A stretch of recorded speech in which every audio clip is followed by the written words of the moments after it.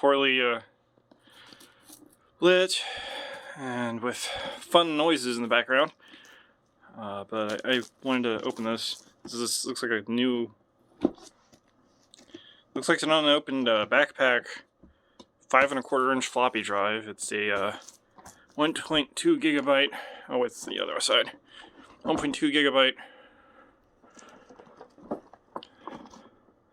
drive.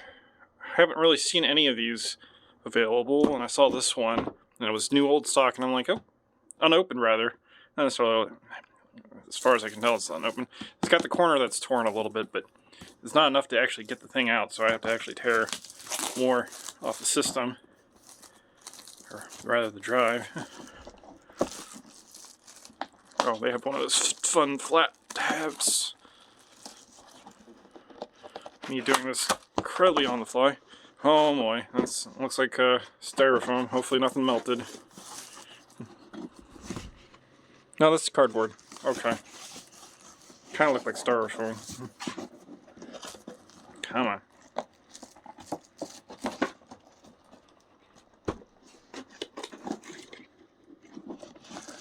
Might have to use 2 hands on this one.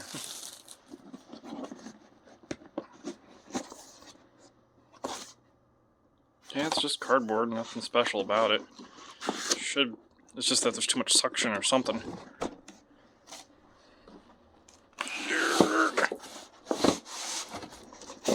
Foot cam. Oh no.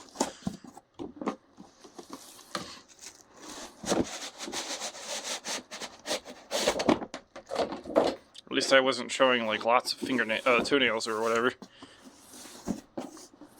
Not wearing shoes either, but whatever. Alright. Got the backpack, floppy drive, manual, user's guide. Feels like there's the floppy, actual like floppy. This is one of those like awkward, like, if you don't have a floppy drive yet, how do you get the driver on there if it's all in a floppy drive? There's the actual drive itself, but let me see if I can just tear this off real quick. Come on. Oh wait, let's just open at the top. And it works.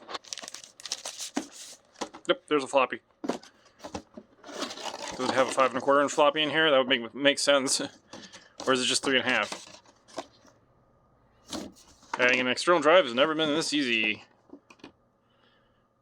Statutory parallel printer port, which, I mean, who uses that most of the time these days?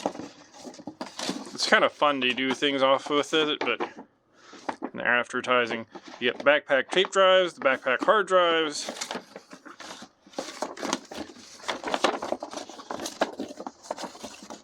Like, I wonder how hard it is actually to get a backpack hard drive to work these days. And here's a backpack CD-ROM drive.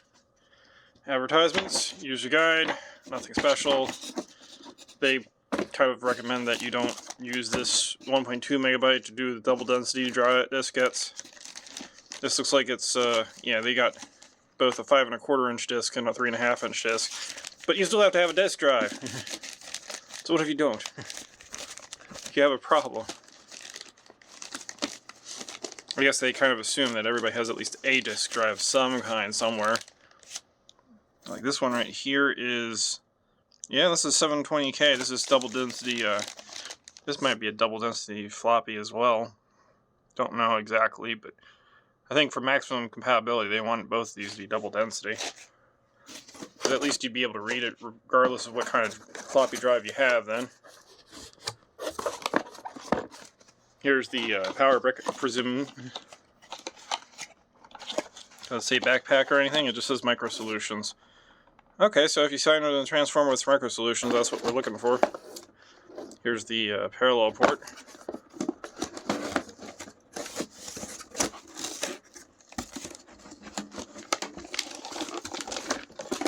Here is the floppy drive. Comes with a protective spacer that you have to remove, provided it actually moves.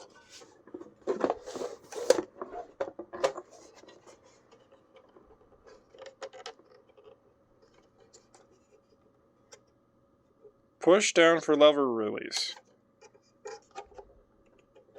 Oh, the lever goes that way. So they basically make it so it won't accidentally release the lever, so this thing doesn't fly off. Interesting. Yeah, it's not really. And then you can attach it to your printer, and there's a on-off switch on the back and the plug for power. Unfortunately, I really find it annoying you have to have an external power brick for these, but I mean, what can you do about it?